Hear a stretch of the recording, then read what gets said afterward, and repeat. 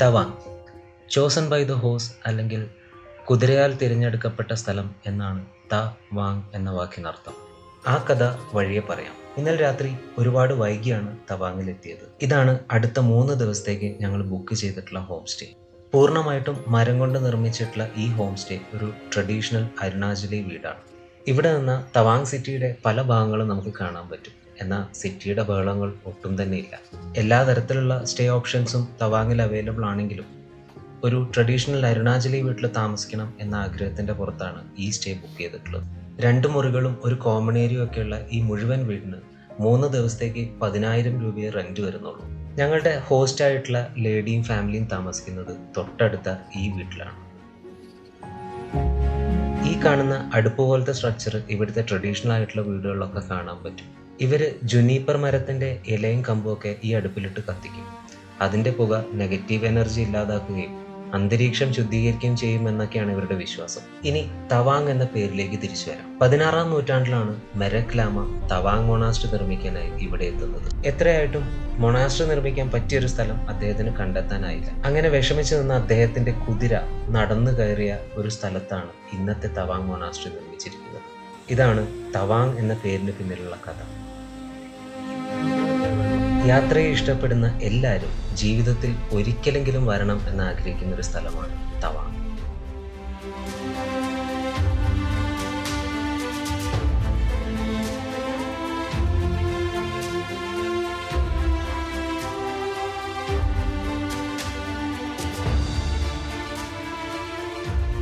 ടിബറ്റിലെ Potala palace കഴിഞ്ഞാൽ ലോകത്തിലെ ഏറ്റവും വലിയ മൊണാസ്ട്രിയാണ് തവാങ് മൊണാസ്ട്രി. 3 തട്ടുകളിലായിട്ട് സ്ഥിതി ചെയ്യുന്ന തവാങ് മൊണാസ്ട്രിയിൽ 700-ലധികം ലാമമാർക്ക് പഠിക്കാനുള്ള സൗകര്യമുണ്ട്. പ്രെയർ ഹാളും ക്വാർട്ടേഴ്സും ലൈബ്രറിയും മ്യൂസിയം ഒക്കെ ആയിട്ട് ഒരു വലിയ സമുച്ചയമാണ് Tawang monastery. Tawang monastery just ഒന്ന് നടന്ന് കാണണമെങ്കിൽ തന്നെ ഒരു 2-3 മണിക്കൂർ മിനിമം വേണം. ഇവിടുത്തെ മേജർ എത്നിക് ഗ്രൂപ്പാണ് മോൻപ ട്രൈബ്. അവരുടെ ഒരു ആചാരം അനുസരിച്ച് 3 ആൺമക്കളുണ്ടായ നടുവിലത്തെ ആൺകുട്ടിയെ കമ്മ്യൂണിറ്റി സർവീസിന് വേണ്ടി അവർ മൊണാസ്ട്രിയിലേക്ക് അയക്കും. അങ്ങനെയുള്ള 500-ൽ പരം ലാമമാരും ഇന്ന് ഈ മൊണാസ്ട്രിയിൽ പഠിക്കുന്നുണ്ട്. സമുദ്രനിരപ്പിൽ നിന്നും 10,000 അടി മുകളിലുള്ള സ്ഥലത്തു കൂടിയാണ് ഇവർ ഈ ഓടിപ്പോകുന്നത്. നമുക്കൊന്നും നടക്കാൻ തന്നെ പറ്റുന്നില്ല. ഞങ്ങൾ എന്തായാലും ഒരറ്റത്തുനിന്ന് മൊണാസ്ട്രിയുടെ കാഴ്ചകളൊക്കെ കണ്ട് നടക്കാൻ തുടങ്ങി. ഒരു കാര്യം പറയാൻ മറന്നു, 6ാമത് ദലൈലാമയുടെ ജനന സ്ഥലം കൂടിയാണ് തവാങ്.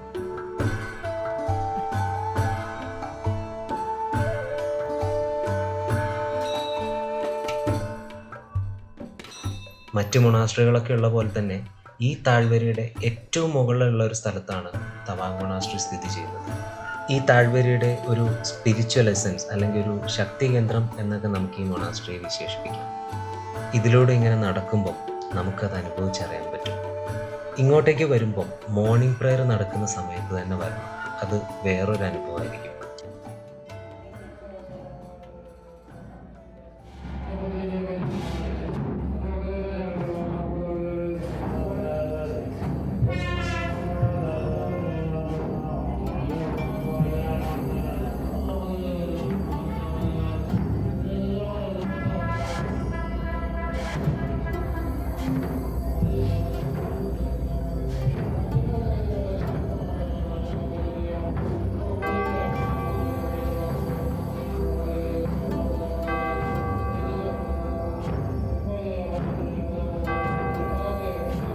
ഇവിടെയുള്ള ഈ കുട്ടി ലാമമാരുടെ കുസൃതിയൊക്കെ കണ്ടിരിക്കാൻ തന്നെ നല്ല രസമായിരുന്നു. ഇവിടെ നിന്ന് വരുന്ന വാദ്യോപകരണങ്ങളുടെ ശബ്ദവും മന്ത്രോച്ചാരണവും ഒക്കെ ഒരു വല്ലാത്ത ഫീലായിരുന്നു.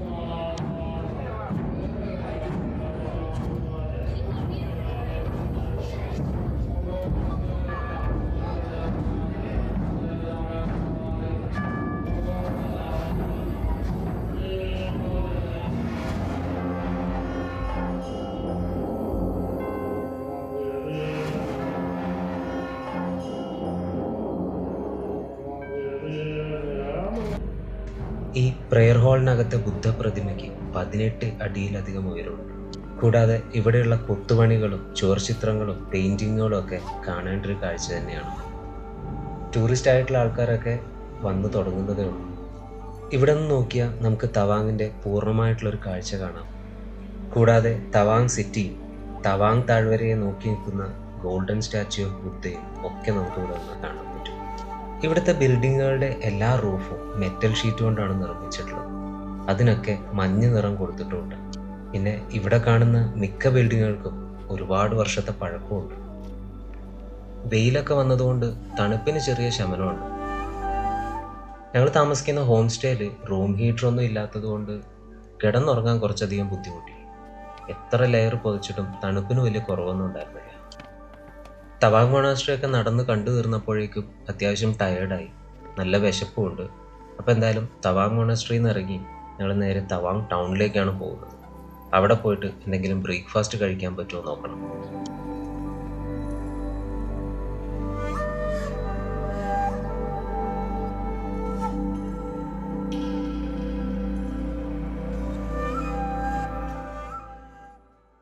മൊണാസ്ട്രിയിൽ നിന്ന് ഇറങ്ങി നേരെ പോയത് ബൂംല ഈട്രി എന്നൊരു കഫേയിലേക്കാണ്.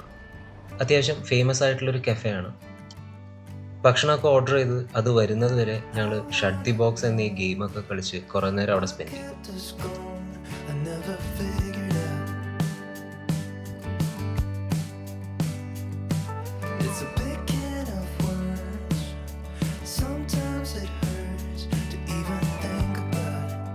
ഞങ്ങൾ ഓർഡർ ചെയ്ത ജിഞ്ചർ ലെമൺ ടീ എത്തിയിട്ടും എല്ലാവരുടെയും കോൺസെൻട്രേഷൻ ഫുള്ള് കളിയിലാണ്. നല്ല രീതിയിൽ ബ്രേക്ക്ഫാസ്റ്റൊക്കെ കഴിച്ച് ബൂംല ഈട്രിയിൽ നിന്ന് ഞങ്ങൾ നേരെ പോകുന്നത് തവാങ്ങിലെ വേറൊരു ഫേമസ് സൈറ്റ് സീയിങ് സ്പോട്ടിലേക്കാണ്.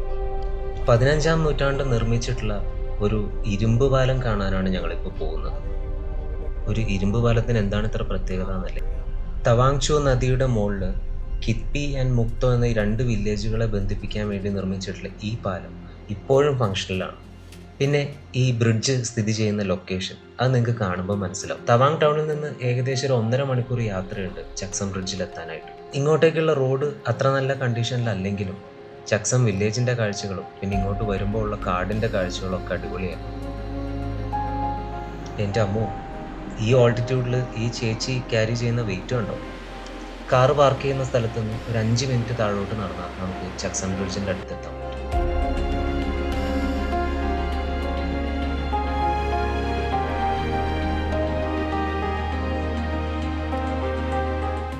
ഈ പഴയ ബ്രിഡ്ജ് നമുക്ക് യൂസ് ചെയ്യാൻ പറ്റുന്നതാണെങ്കിൽ കൂടി ഇതൊരു ടൂറിസം പേർപ്പസിന് വേണ്ടിയിട്ടാണ് മെയിനായിട്ട് നിലനിർത്തിയിട്ടുള്ളത്. ഇതിൻ്റെ തൊട്ടപ്പുറത്ത് തന്നെ നമുക്ക് പുതിയ പാലവും കാണാൻ പറ്റും. മനുഷ്യർക്ക് ഈ പാലം വഴി ഈസി ആയിട്ട് കടക്കാമെങ്കിലും യാക്കുകളും കുതിരകളൊക്കെ ആയിട്ട് പോകുന്നവർക്ക് പുതിയ പാലം തന്നെ യൂസ് ചെയ്യേണ്ടി വരും. ഞങ്ങളിവിടെ എത്തിയ സമയത്ത് വേറെ ടൂറിസ്റ്റുകളൊന്നും തന്നെ ഇല്ലാത്തതുകൊണ്ട് പൂർണ്ണമായിട്ട് ഞങ്ങൾക്ക് ഇതൊക്കെ നടന്ന് കണ്ട് എക്സ്പ്ലോർ ചെയ്യാൻ പറ്റി. എനിക്ക് തോന്നുന്നു തവാങ്ങിൽ വരുന്ന മിക്ക ടൂറിസ്റ്റുകളും മിസ് ചെയ്യാൻ സാധ്യതയുള്ളൊരു സ്ഥലമാണ് ചക്സം ബ്രിഡ്ജ്. ചക്സം ബ്രിഡ്ജൊക്കെ കണ്ട് തിരിച്ച് തവാങ്ങിലെത്തിയപ്പോഴേക്കും ഏകദേശം വൈകുന്നേരമായി. പിന്നെ അറിയാലോ, 4 മണിയാകുമ്പോഴേക്കും ഇവിടെ വെളിച്ചം പോയി തുടങ്ങും. ഒന്ന് ഭക്ഷണമൊക്കെ കഴിച്ച് പുറത്തിറങ്ങിയപ്പോൾ തന്നെ സൂര്യൻ പടിഞ്ഞാറ് അസ്തമിക്കാൻ തുടങ്ങിയിരുന്നു. സൺറൈസ് പോലെ തന്നെ സൺസെറ്റും തവാങ്ങിൽ വന്ന എക്സ്പീരിയൻസ് ചെയ്യേണ്ട ഒരു കാഴ്ചയാണ്. നല്ല ഗോൾഡൻ ലൈറ്റിൽ ഈ താഴ്വര മുഴുവൻ തിളങ്ങി നിൽക്കും. പിന്നെ താഴ്വര മൊത്തം നിഴലാവും. അതോടുകൂടി തന്നെ തണുപ്പും കൂടി തുടങ്ങും. സൂര്യൻ്റെ അവസാന വെളിച്ചം ഈ മലകളെ തഴുകി പോകുന്ന കാഴ്ചയും മനോഹരമായിരുന്നു. ഞങ്ങളെന്തായാലും റൂമിൽ വെറുതെ ഇരിക്കാതെ ഗോൾഡൻ സ്റ്റാച്യു ഓഫ് ബുദ്ധ വരെ ഒന്ന് പോയി വരാൻ തീരുമാനിച്ചു. വെളിച്ചമൊക്കെ ഓൾമോസ്റ്റ് പോയി തുടങ്ങി. എന്നാലും ഒരു ഈവനിങ് ആംബിയൻസ് പിടിക്കാലോ എന്ന് കരുതി വന്നതാണ്. ഈ സമയമായതുകൊണ്ട് തന്നെ വേറെ അധികം ടൂറിസ്റ്റുകളൊന്നും ഉണ്ടായിരുന്നില്ല. ഇരുട്ടാവുന്നത് വരെ ഒരുപാട് നേരം ഞങ്ങളിവിടെ സ്പെൻഡ് ചെയ്തു. പിന്നെ ഇരുട്ടായി കഴിഞ്ഞപ്പം തണുപ്പും സഹിക്കാൻ പറ്റാത്തൊരവസ്ഥയിൽ ഞങ്ങൾ തിരിച്ച് ഹോം സ്റ്റേയിലേക്ക് പുറപ്പെട്ടു.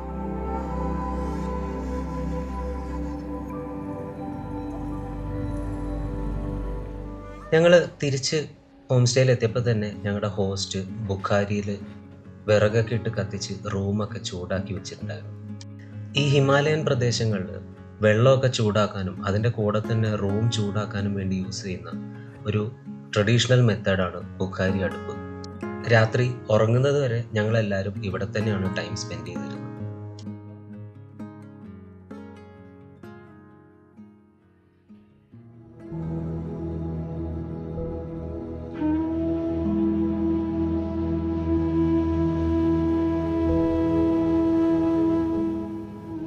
വീണ്ടും ഞങ്ങൾ സൺറൈസ് കാണാൻ വേണ്ടി ഗോൾഡൻ സ്റ്റാച്യു ഓഫ് ബുദ്ധയുടെ മുമ്പിൽ എത്തിയിരിക്കുകയാണ്. ഇന്നലെ വന്നത് വെളിച്ചമൊക്കെ പോയതിന് ശേഷം ആയതുകൊണ്ട് ഞങ്ങൾക്ക് ഈ സ്ഥലമൊന്നും പ്രോപ്പറായിട്ട് എക്സ്പ്ലോർ ചെയ്യാൻ പറ്റിയിട്ടുണ്ടായിരുന്നില്ല. രാവിലെ ഇവിടെ വേറെ തന്നെ ആംബിയൻസ് ആണ്. ഒരുപാട് ബുദ്ധമത വിശ്വാസികൾ പ്രാർത്ഥനയ്ക്കും മറ്റുമായിട്ട് ഇവിടെ വരുന്നുണ്ടായിരുന്നു. അതിരാവിലെ സൂര്യൻ ഉദിക്കുന്നതിന് മുമ്പ് വന്നു കഴിഞ്ഞാൽ നമുക്ക് വളരെ പീസ്ഫുൾ ആയിട്ടുള്ള ഒരു അറ്റ്മോസ്ഫിയർ ഇവിടെ എൻജോയ് ചെയ്യാൻ പറ്റും. ഇന്ന് ഞങ്ങളുടെ തവാങ് ജേണിയിലെ വളരെ എക്സൈറ്റിംഗ് ആയിട്ടുള്ള ഒരു ദിവസമാണ്. അതെ, ഇന്ന് പോകുന്നത് ബൂംല പാസിലേക്കാണ്. ബൂംല പാസിലേക്ക് നമുക്ക് നമ്മുടെ സ്വന്തം വണ്ടിയായിട്ട് പോകാൻ കഴിയില്ല. അങ്ങോട്ട് പോകാൻ നമ്മൾ ആദ്യം എടുത്ത ILP മാത്രം പോരാ, സ്പെഷ്യലായിട്ട് വേറൊരു പെർമിറ്റ് കൂടി ഇവിടെ വന്നിട്ട് എടുക്കേണ്ടതുണ്ട്. നമ്മൾ താമസിക്കുന്നത് എവിടെയാണോ അവിടെ പറഞ്ഞു കഴിഞ്ഞാൽ നമുക്ക് ബൂംല പാസിലേക്കുള്ള പെർമിറ്റും അങ്ങോട്ട് പോകാനുള്ള വണ്ടിയൊക്കെ അവർ അറേഞ്ച് ചെയ്ത് തരും. അങ്ങനെ തവാങ് താഴ്വരയെ പിന്നിലാക്കിക്കൊണ്ട് നമ്മൾ വീണ്ടും മുകളിലോട്ട് കയറുകയാണ്. 15,200-ലധികം അടി ഉയരമുണ്ട് ബൂംല പാസ്. അതുകൊണ്ട് തന്നെ അക്ലമറ്റൈസേഷൻ നിർബന്ധമാണ്. ഇപ്പോഴത്തെ കണക്കിൽ 5,500 രൂപയാണ് ബൂംല പാസ് പോയി വരാൻ വേണ്ടി ഇവിടെയുള്ള ടാക്സിക്കാർ ചാർജ് ചെയ്യുന്നത്. ഇതാണ് PTSO ലേക്ക്. 101 ഹോളി ലേക്സ് ഈ പ്രദേശത്ത് ഉണ്ടെന്നാണ് ഇവിടുത്തുകാരുടെ വിശ്വാസം. അതിലൊന്നാണ് PTSO ലേക്ക്. 101 ലേക്സ് ഒന്നും കാണാൻ പറ്റിയില്ലെങ്കിലും ബൂംല പാസ് പോകുന്ന വഴിക്ക് ഒരു 10 ലേക്കെങ്കിലും നമുക്ക് വഴിയിൽ കാണാൻ പറ്റും. നിങ്ങൾക്ക് ശ്രദ്ധിച്ചാൽ മനസ്സിലാകും, മുകളിലേക്ക് കയറും തോറും മരങ്ങളൊക്കെ കുറഞ്ഞു വന്നു.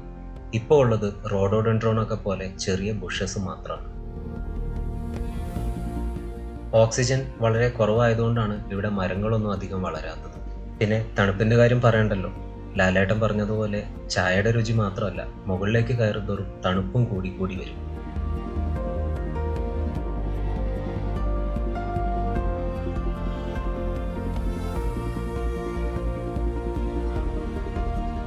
പോകുന്ന വഴിക്ക് ഞങ്ങളുടെ ഡ്രൈവർ ഒരു റോഡ് സൈഡിലെ വെള്ളച്ചാട്ടം കണ്ട് വണ്ടി നിർത്തിയതാണ്. ഇറങ്ങി നോക്കിയപ്പോഴാണ് മനസ്സിലായത് ഈ വെള്ളച്ചാട്ടം ഓൾമോസ്റ്റ് ഫ്രോസൺ ആയിട്ടുണ്ട്. വെയിലടിക്കാത്ത സ്ഥലത്തൊക്കെ വെള്ളം ഐസായിട്ട് മാറിയിട്ടുണ്ട്. ഇത് ഈ യാത്രയിലെ പുതിയൊരു കാഴ്ചയായിരുന്നു. ഇളം വെയിലടിക്കുമ്പം ഈ കാണുന്ന ഐസിൽ നിന്നൊക്കെ പുക പോകുന്ന കാഴ്ച അടിപൊളിയായിരുന്നു. ഈ വെള്ളമൊക്കെ ഒഴുകിപ്പോകുന്നത് ഈ പ്രദേശത്തെ ഏറ്റവും ഫേമസ് ആയിട്ടുള്ള സുംഗേത്സാർ ലേക്കിലേക്കാണ്. സുംഗേത്സാർ ലേക്കിന് മാധുരി ലേക്ക് എന്നും പേരുണ്ട്. കൊയില എന്ന സിനിമയിൽ മാധുരി ദീക്ഷിത്തിൻ്റെ ഒരു പാട്ട് സീൻ ഇവിടെ ചിത്രീകരിച്ചതിനാലാണ് സുംഗേത്സാർ ലേക്കിന് മാധുരി ലേക്ക് എന്ന പേര് വന്നത്. വർഷങ്ങൾക്ക്, അതായത് ഒരുപാട് വർഷങ്ങൾക്ക് മുമ്പ് ഉണ്ടായിട്ടുള്ള ഒരു ഭൂമികുലുക്കത്തിൽ നിന്നാണ് സുംഗേത്സാർ ലേക്ക് ഉണ്ടായി വന്നിട്ടുള്ളത്. ബൂംല പോകുന്ന വഴിയിൽ നിന്ന് കുറച്ച് ഡീവിയേറ്റ് ചെയ്താലേ നമുക്ക് ഈ ലേക്കിലെത്താൻ പറ്റുള്ളൂ. ഹോളി ലേക്ക് ആയതുകൊണ്ട് തന്നെ ഇതിന് ചുറ്റും ഒരുപാട് പ്രയർ ഫ്ലാഗ്സ് കെട്ടിയിട്ടുണ്ട്. നമ്മുടെ ആർമി സഞ്ചാരികൾക്കായിട്ട് വാഷ്റൂമും ഒരു കഫേയൊക്കെ ഇവിടെ റൺ ചെയ്യുന്നുണ്ട്.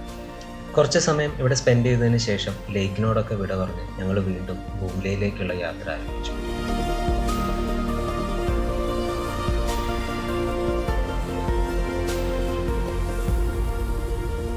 കയറി കുറച്ചുകൂടി മുന്നോട്ട് പോയപ്പോൾ വീണ്ടും ഒരു കാഴ്ച കാണാനിടയായി. ഈ കാണുന്നതും ഒരു വെള്ളച്ചാട്ടമാണ്. പക്ഷെ നേരത്തെ കണ്ടതുപോലെ വെള്ളം ഒഴുകുന്നില്ല. കംപ്ലീറ്റ് ആയിട്ട് ഫ്രോസൺ ആയിട്ടുള്ള വാട്ടർഫോൾസ് ആണ്. ഒരു വെള്ളച്ചാട്ടം മുഴുവനായിട്ടും നിശ്ചലമായിട്ടിരിക്കുന്ന ഒരു കാഴ്ച. സമയം നിലച്ചതുപോലെ പാറയിൽ അതങ്ങനെ ഇരിക്കുകയാണ്. പേരറിയാത്ത ഒരുപാട് ലേക്കുകൾ വന്നും പോയും ഇരിക്കുന്നുണ്ട്. ബൂംലയിലേക്ക് പോകുന്നതിന് മുമ്പ് ബൂംലയെക്കുറിച്ച് അറിഞ്ഞിരിക്കേണ്ട കുറച്ച് കാര്യങ്ങളുണ്ട്. 1962 ഇൻഡോ ചൈന വാർ നടക്കുന്ന സമയത്ത് ചൈനീസ് ആർമി ഈ പ്രദേശവും തവാങ്ങും അങ്ങ് താഴെ ആസാമിലെ പ്ലെയിൻസ് വരെയുള്ള പ്രദേശങ്ങൾ ഒരു മാസത്തേക്ക് കൈയടക്കി വെച്ചിട്ടുണ്ടായിരുന്നു. വെടിനിർത്തൽ പ്രഖ്യാപിച്ചപ്പം സ്വമേധയാ അവർ ഒഴിഞ്ഞു പോയെങ്കിലും നമ്മൾ മനസ്സിലാക്കേണ്ട കാര്യം, നമ്മൾ ഈ സഞ്ചരിക്കുന്ന പ്രദേശം മുഴുവനും ഒരു കാലത്ത് ചൈനീസ് ആർമിയുടെ കൈപ്പിടിയിലായിരുന്നു. ഹെവി ആർമി പ്രസൻസ് ഉള്ള ഏരിയയാണ് ബൂംല പാസും പരിസരവും ഒക്കെ. നമ്മൾ ഈ വന്നിരിക്കുന്ന സ്ഥലം Indo China border petrol meeting ഒക്കെ നടക്കുന്ന സ്ഥലമാണ്. അതായത് ഇവിടെ നിന്ന് നോക്കിയാൽ കാണുന്ന പല മലകളും ചൈനയിലാണ്. നമുക്ക് ഇന്ത്യക്കാർക്ക് LAC line of actual control കാണാൻ പറ്റിയ ചുരുക്കം ചില സ്ഥലങ്ങളിലൊന്നാണ് ബൂംല പാസ്. ഈ റൈറ്റ് സൈഡിൽ കാണുന്ന ബിൽഡിങ്ങിലാണ് ബോർഡർ പെട്രോൾ മീറ്റിംഗ്സ് ഒക്കെ നടക്കാറുള്ളത്. ചൈനീസ് ആർമിയുടെ ഔട്ട് പോസ്റ്റും ബോർഡർ ലൈനും എന്തിന് അവിടുത്തെ പട്ടാളക്കാരെ വരെ നമുക്ക് ഇവിടുന്ന് കാണാൻ പറ്റും. പക്ഷേ നിങ്ങളെ കാണിച്ചു തരാൻ ഒരു നിവൃത്തിയില്ല. ഈ കാണുന്ന പച്ച ബിൽഡിങ്ങിനപ്പുറം ഒരു റെക്കോർഡിംഗ് ഡിവൈസസും അലൗഡ് അല്ല. അതിനപ്പുറം അങ്ങ് ദൂരെ കാണുന്ന ചെറിയ കെട്ടിടങ്ങളില്ലേ, അതാണ് ലൈൻ ഓഫ് ആക്ച്വൽ കൺട്രോൾ. ഇന്ത്യയിലെ തന്നെ ഏറ്റവും ഹയസ്റ്റ് ഗാലൻട്രി അവാർഡായ പരംവീർ ചക്ര ലഭിച്ചിട്ടുള്ള സുബേദാർ ജോഗീന്ദർ സിംഗിന്റെ വാർ മെമ്മോറിയലാണിത്. 1962 യുദ്ധസമയത്ത് 600ഓളം വരുന്ന ചൈനീസ് ആർമിയെ ഒറ്റയ്ക്ക് നേരിട്ട സിഖ് റെജിമെന്റിലെ 1st ബറ്റാലിയന്റെ കമാൻഡിംഗ് ഓഫീസറായിരുന്നു ഇദ്ദേഹം. ഇവാക്യുവേറ്റ് ചെയ്യാനുള്ള ഓർഡർ ഉണ്ടായിട്ട് പോലും അതൊന്നും കൂട്ടാക്കാതെ അദ്ദേഹവും സംഘവും 600ഓളം വരുന്ന ചൈനീസ് ആർമിയെ 3 ദിവസത്തോളം തടഞ്ഞു നിർത്തി. പക്ഷേ അവസാനം ചെറുത്തു നിൽക്കാനാവാതെ ചൈനീസ് പട്ടാളക്കാരുടെ കയ്യിൽ അദ്ദേഹം അകപ്പെട്ടു. പിന്നീട് ചൈനീസ് കസ്റ്റഡിയിൽ അദ്ദേഹം മരണപ്പെടുകയാണ് ഉണ്ടായത്. ഒരിറ്റ് കണ്ണീരോടെ അല്ലാതെ ഒരു ഇന്ത്യക്കാരനും ഇവിടെ നിന്ന് പോകാൻ കഴിയില്ല. അങ്ങനെ തിരിച്ച് ഞങ്ങൾ തവാങ് സിറ്റിയിൽ എത്തിയിരിക്കുകയാണ്. NPCB എന്ന സിനിമയൊക്കെ ഇറങ്ങുന്നതിന് ഒരുപാട് മുമ്പ് ഏതോ ട്രാവൽ മാഗസിനിൽ കണ്ട അന്ന് മനസ്സിൽ കോറിയിട്ടതാണ് തവാങ് എന്ന സ്വപ്നം. ഒരുപാട് വർഷങ്ങൾ വേണ്ടി വന്നു ഇങ്ങോട്ടൊന്ന് എത്തിപ്പെടാനായിട്ട്.